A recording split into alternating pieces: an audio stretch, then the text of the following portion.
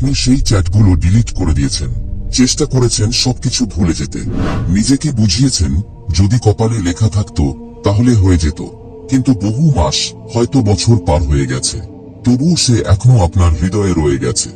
না কোনো কল্পনায়, না কোনো পাগলামিতে, বরং সে একটা নাম যা আপনি আল্লাহর কাছে ফিস ফিস করে দুয়ায় বলেন। একটা কোমল অনুভূতি যা কখনোই হারিয়ে যায়নি।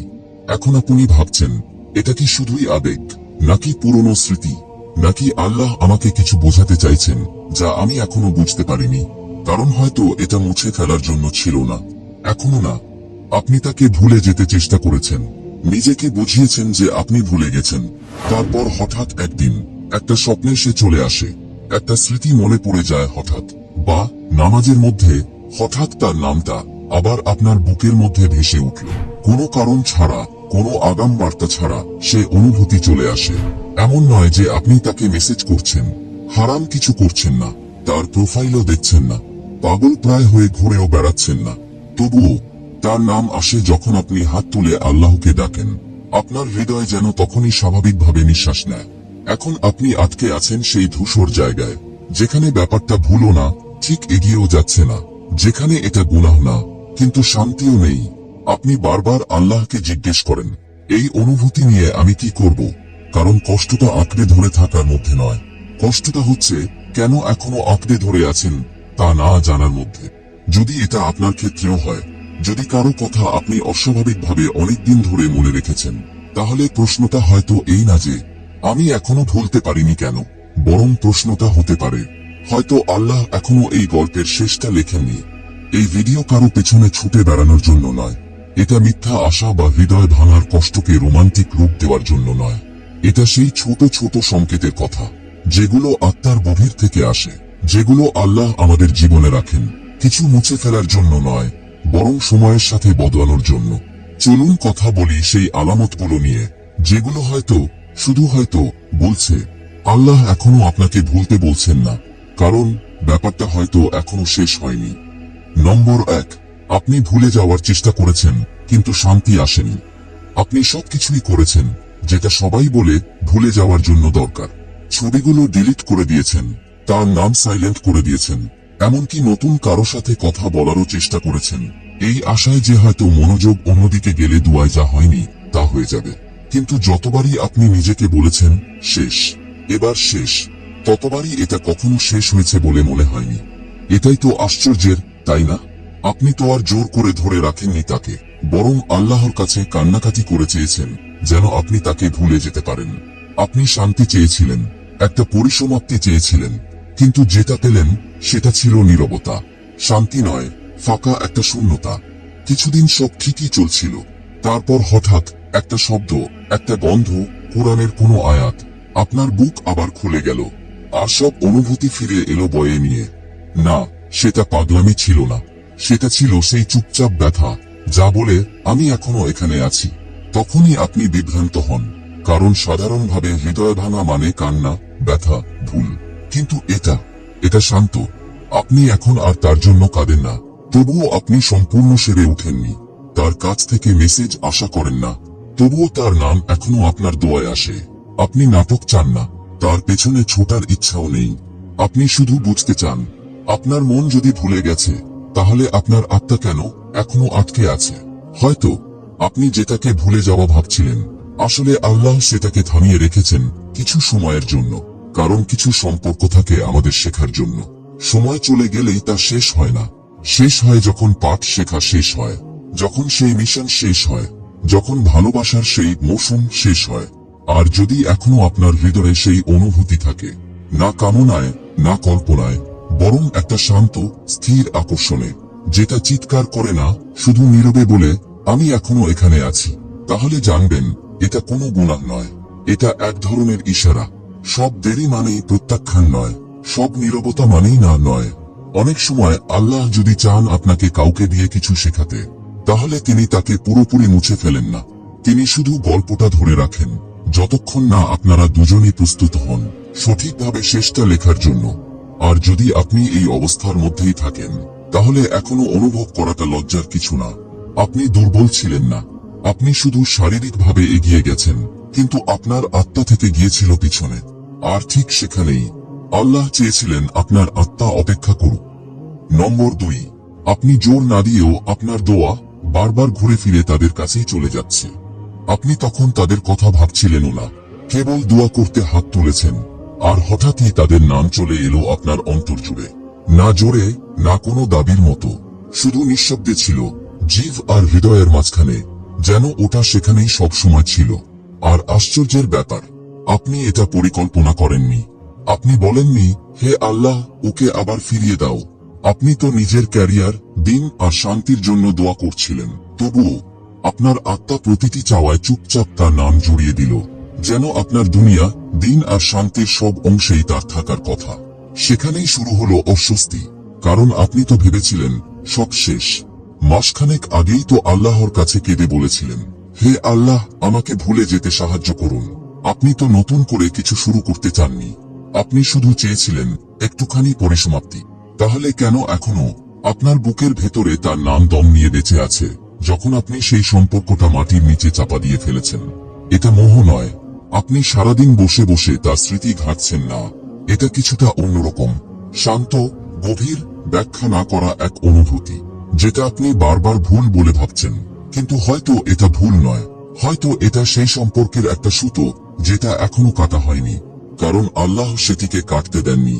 হয়তো আপনি যেই দোয়া করেছিলেন আগে, আপনি ভেবেছিলেন সেটা তাকে নিয়েছিল, কিন্তু সেটা আসলে ছিল আপনার নিজের প্রস্তুতির জন্য। কারণ যখন আপনি সিজদায় যান, আপনার হৃদয়ে তখন কোনো কল্পনার কথা বলে না। আপনার কপাল যখন মাটিতে, তখন মিথ্যা বলে না কিছুই। আর আপনি যদি বারবার তাকে খুঁজে পান সেই মুহূর্তগুলোতে, যখন আপনি আল্লাহর সবচেয়ে কাছে থাকেন, তাহলে সেটা কিছু একটা বোঝায়। হয়তো সবকিছু না, কিন্তু কিছু একটা তো অবশ্যই। আপনি পাগল হয়ে যাননি, আপনি মরিয়া হয়ে কিছু ধরেও রাখেননি। আপনি শুধু একটা দোয়ার দ্বারা অস্থির হয়ে গেছেন, যেটা আপনি বলতে চাননি, তবুও সেটা বারবার ফিরে আসে। এবং এখানেই আসে সেই বিষয়টা, যেটা বেশিরভাগ মানুষ এড়িয়ে যায়। যদি আপনি নিজে থেকেই ওই চিন্তাটা আনেননি, আর সেটা বারবার ফিরে আসে যখন আপনার আত্মা সবচেয়ে পবিত্র থাকে, তাহলে যদি এটা পরীক্ষা না হয়, যদি এটা হয় পথনির্দেশ, আকাঙ্ক্ষার ছদ্মবেশে, না যেটা আপনাকে হারামের দিকে ঠেলে দেয় না, বরং যেটা আস্তে করে বলে, অপেক্ষা করো, শুধু আরেকটু অপেক্ষা করো। কারণ অনেক সময় আল্লাহ কোনো সম্পর্ক দেরি করে দেন, শাস্তি দিতে নয়, বরং আপনাকে রক্ষা করার জন্য। নম্বর 3, যদি এটা শুধুই মোহ হতো, তবে আপনি এতদিনে ভুলে যেতেন। আপনি কি কখনো এমন কিছু চেয়েছেন, সপ্তাহের পর সপ্তাহ ধরে, তারপর সেটা যখন পেয়েছেন, 2 ঘন্টা না যেতেই আপনার আগ্রহ শেষ হয়ে গেছে? এটাই হলো মোহ।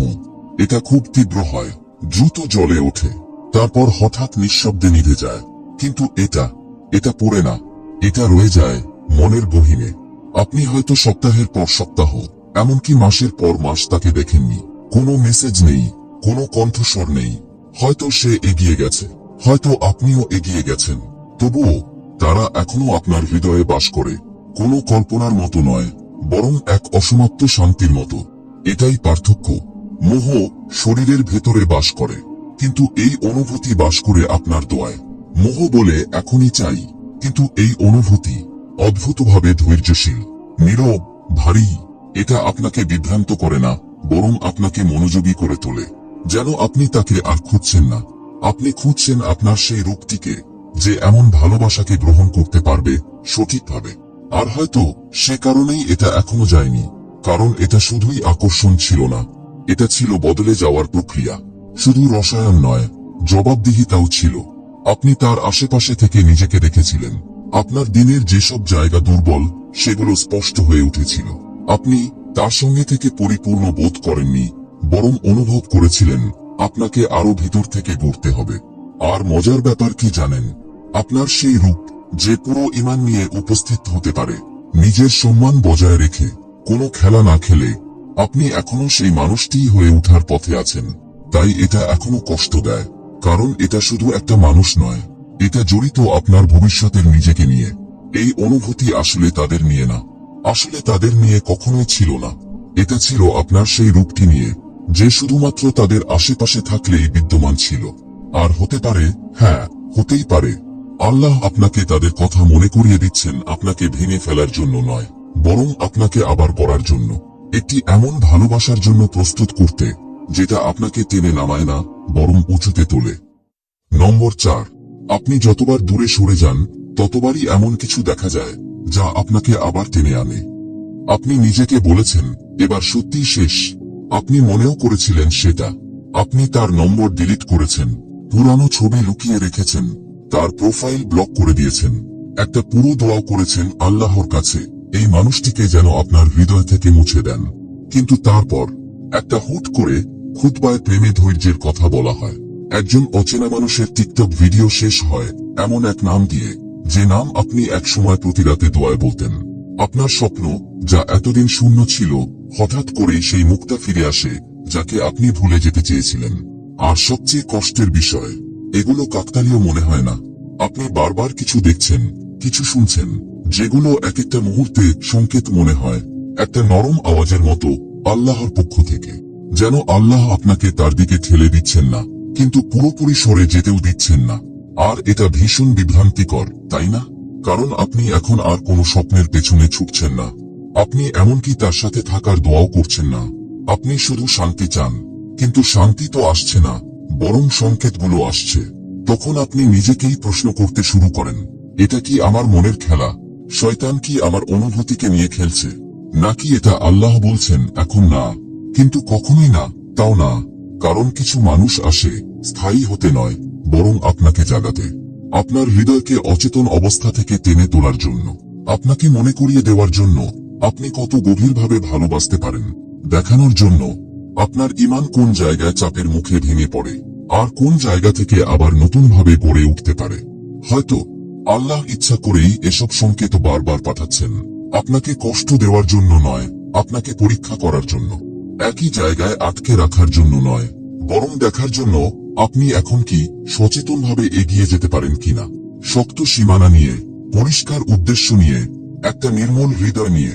কারণ সত্যি করে বললে, যদি এটা কেবল শয়তানের ফাঁদ হতো তাহলে তা লোভনীয় মনে হতো, কিন্তু এটা তো সেই রকম নয়, এটা উল্টো বাস্তবতা বোধ করায়।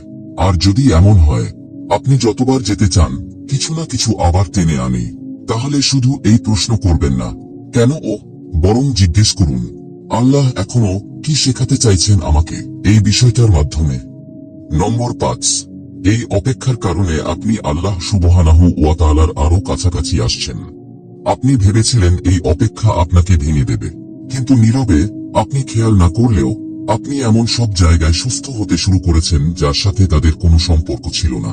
এখন আপনি তাহাজ্জুদে উঠে পড়েন, না তার ফিরে আসার জন্য কান্না করতে না, বরং বুকের ভেতরে কিছু একটার কারণে আপনি জানেন ভারী হয়ে উঠলে কোথায় ফিরতে হয়। আপনি শিখে গেছেন বাসনের কাজ করতে করতেও দোয়া করতে হয়, নিজের ভাষায় আল্লাহর সাথে কথা বলতে হয়, শুধু মুখস্থ কিছু পড়া নয়। আপনি কাঁদতেও শিখেছেন কোনো জবাব ছাড়াই। আর এই অপেক্ষাই, এই সব প্রশ্নের উত্তর না মেলা, এই নিঃশব্দতা, এই ধীরে ধীরে পোড়ানো যন্ত্রণা, সবই আপনাকে আল্লাহকে আরো বেশি মনে করিয়ে দিয়েছে। আগে আপনি জিজ্ঞেস করতেন আল্লাহ কেন তাকে আমার হৃদয় থেকে সরিয়ে নিচ্ছেন না। এখন আপনি জিজ্ঞেস করেন আল্লাহ এর বদলে আমার হৃদয়ে কি গড়ে তুলছেন। কারণ অনেক সময় আল্লাহ সুবহানাহু ওয়া তাআলা আপনাকে অপেক্ষা করান তার জন্য না, বরং সেই মানুষটার জন্য যিনি তার লিখে দেওয়া তাদবীরটা বহন করতে পারবেন। হয়তো কয়েক মাস আগেও আপনি সেই মানুষ ছিলেন না, হয়তো তখন আপনি যথেষ্ট শক্ত ছিলেন না, আসক্তি ছাড়া ভালোবাসার জন্য, নিয়ন্ত্রণ ছাড়া যত্ন করার জন্য, কারো প্রতি আকর্ষণ থাকা সত্ত্বেও তাকে নিজের কিবলা বানিয়ে না ফেলার জন্য। অদ্ভুত, তাই না? এই হৃদয় ভাঙা, যা শুরু হয়েছিল একটানা ভাবনা আর আকুলতায়, এখন মনে হয় এটা ঈমানের এক গোপন দরজা। যত বেশি আপনি নিজের নিয়ন্ত্রণ হারান, তত বেশি আপনি তাকে সঁপে দেন যিনি সব সময় নিয়ন্ত্রণে ছিলেন। আর এই আত্মসমর্পণ, এটা কোনো দুর্বলতা না, এটাই আসল ভালোবাসার শুরু। শুধু অন্য কাউকে ভালোবাসার জন্য না, বরং আল্লাহকে ভালোবাসার জন্য। এবং এর মানে এই না যে এই মানুষটাই আপনার ভবিষ্যৎ, কিন্তু এর মানে এটা আপনি এমন একজন হয়ে উঠছেন যে অবশেষে আল্লাহর তরফ থেকে যা আপনার জন্য নির্ধারিত তার জন্য প্রস্তুত। তাহলে হয়তো আপনি ভুলে যেতে পারছেন না, এটা আপনার দুর্বলতা নয়, না আপনি দুর্বল, না আপনি আচ্ছন্ন, না আপনি মরিয়া। হয়তো আল্লাহ এখনো আপনার জন্য অপেক্ষার মাঝে কোনো শিক্ষা লুকিয়ে রেখেছেন। হয়তো এটা শেষ নয়, হয়তো এটা মাঝপথও নয়, হয়তো এটা একটা পবিত্র বিরতি, যেখানে আপনার হৃদয় প্রথমবারের মতো আপনার ঈমানের সঙ্গে দেখা করে। কারণ একটা জিনিস কেউ বলে না, প্রতিটি দেরি মানে না নয়। অনেক সময় আল্লাহ সুবহানাহু ওয়া তাআলা গল্প থামিয়ে দেন, কারণ চরিত্রগুলোকে প্রস্তুত করতে হয়। আর যদি আপনি অনুভব করেন যে আপনি আটকে গেছেন, না এগোতে পারছেন, না পেছনে ফিরতে পারছেন, তবে হয়তো এটা শাস্তি নয়, এটা হতে পারে সুরক্ষা। নবী মুহাম্মদ সাল্লাল্লাহু আলাইহি ওয়াসাল্লাম বলেছেন, যা আপনাকে আঘাত করেছে তা আপনাকে এড়িয়ে যেতে পারত না, আর যা আপনাকে এড়িয়ে গেছে তা কখনোই আপনাকে আঘাত করতে পারত না। তিনি আরো বলেছেন যে আল্লাহর উপর ভরসা করে আল্লাহ কখনো তাকে হতাশ করেন না। তাই অজানার ভয়ে কাঁপবেন না, আপনার মনের ভিতরে দুঃখজনক সমাপ্তি লিখে ফেলবেন না। যদি আল্লাহ কাউকে আপনার হৃদয়ে ধরে রাখেন, একই সাথে আপনাকে আধ্যাত্মিকভাবে বড় করে তোলার জন্য, হয়তো তাকে মুছে ফেলতে নয়, শুধু যেন আপনি তাকে উপাস্য বানিয়ে না ফেলেন, সেই শিক্ষা দিচ্ছেন। এবং যদি আপনি এখনো আটকে আছেন বলে মনে করেন, তাহলে এই সাধারণ দোয়াটি বলুন, ধীরে, ক্ষতের মধ্য দিয়ে আসা ফিসফিসানির মতো। হে আল্লাহ, যদি এই মানুষটি আমার জন্য নির্ধারিত হয়, তাহলে আমাদের পথ রক্ষা করো এবং আমাদের দুজনকেই প্রস্তুত করো। আর যদি না হয়, তাহলে আমার চাওয়া থেকে আমাকে রক্ষা করো এবং আমার প্রয়োজনের দিকে ফিরিয়ে নাও শান্তির সঙ্গে। যদি এই ভিডিওটা আপনার আত্মার কোনো কোণে গিয়ে থেকে থাকে, তবে চুপি চুপি স্ক্রল করে চলে যাবেন না। কমেন্টে শুধু এই ছোট্ট দোয়াটা রেখে দিন, হয়তো সেই ব্যক্তির জন্য যার জন্য আপনি অপেক্ষা করছেন, অথবা সেই সুস্থতার জন্য যা আপনি কখনো পাননি। হে আল্লাহ, যদি সে আমার জন্য নির্ধারিত হয়, তবে আমাদের হৃদয় দুটো প্রস্তুত করে দাও। ভিডিওটা যদি আপনার নিঃশ্বাসকে হালকা করে দেয়, তাহলে একটা লাইক দিন আর সাবস্ক্রাইব করুন, কারণ এটা শুধু কন্টেন্ট না, এটা হলো একসাথে আল্লাহকে খুঁজে পাওয়ার যাত্রা, সবচেয়ে কঠিন আবেগগুলোর ভেতর দিয়ে। আসসালামু আলাইকুম ওয়া রাহমাতুল্লাহি ওয়া বারাকাতুহু।